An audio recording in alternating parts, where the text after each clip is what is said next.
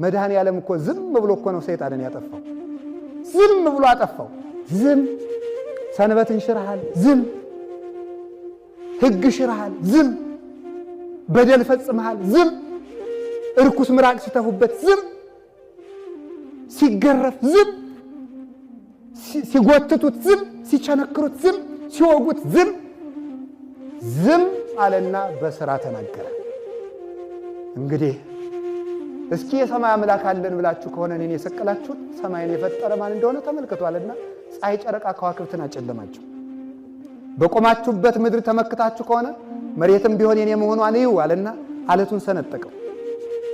በምትመኩበት መቅደስ ከሆነ የምትመኩት መቅደሱም ቢሆን የኔ ነው አለና መጋረጃውን ከሁለት ቀደደው።